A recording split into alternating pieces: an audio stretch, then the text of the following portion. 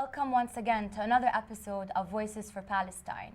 We are Arab women from Jordan who have come together in response to the atrocious attacks by Israel on Gaza and its people. Today we will be discussing Israel's attacks in light of international law.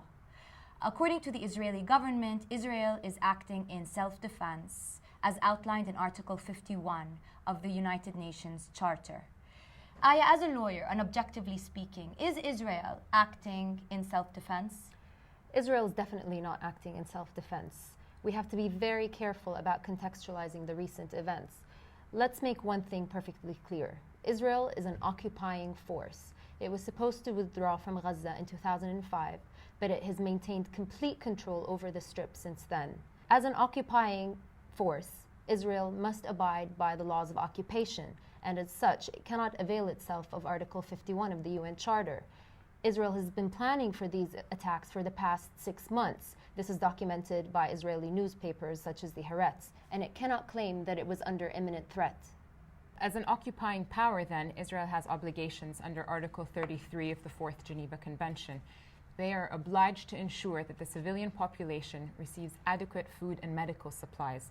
This obviously was not the case during the 18-month siege, where only a trickle of food, medicines, and basic necessary equipment came into Gaza, and it's definitely not the case during this offensive.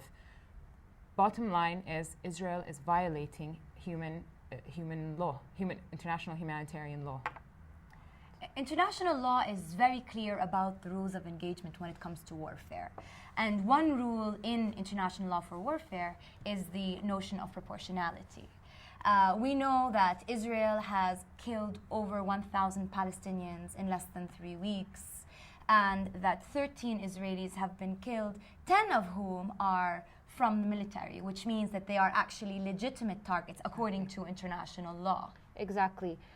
International law regulates a number of things in warfare. One of these things is the prohibition of the use of disproportionate force. As you mentioned, the level of destruction and death inflicted by Israel on Gaza is indisputable evidence that it is using disproportionate force. Another thing Israel cannot do is indiscriminately attack civilians, aid workers, and the Palestinian resistance alike. That's also a violation of international law. Another element regulated by international law is the use of weapons. The kinds of weapons are precise. For example, depleted uranium, white phosphorus, and dime explosives, which are actually manufactured in the United States and exported to Israel and are currently classified as experimental weapons. Exactly, Aya. The biggest controversy has been over the use of white phosphorus.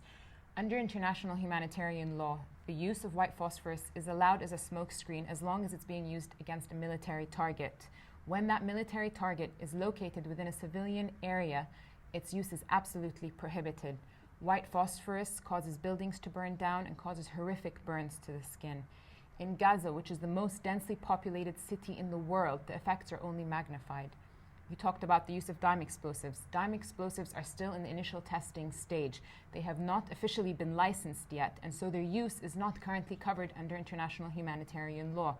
The effects of dime explosives are the melting away of limbs, the eating up of your internal organs. And these are serious weapons that we're talking about. Right. They are manufactured in the US and currently being used by Israel on Gaza as a testing lab. Basically, Gazans are lab rats for American munitions.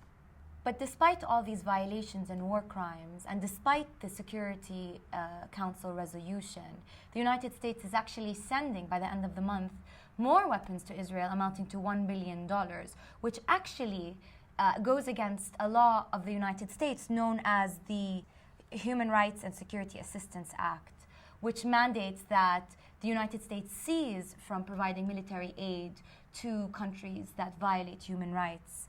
And it is unbelievable to me that a country that owes its existence to a General Assembly resolution can actually be so disrespectful to the resolutions that emanate from essentially its creator.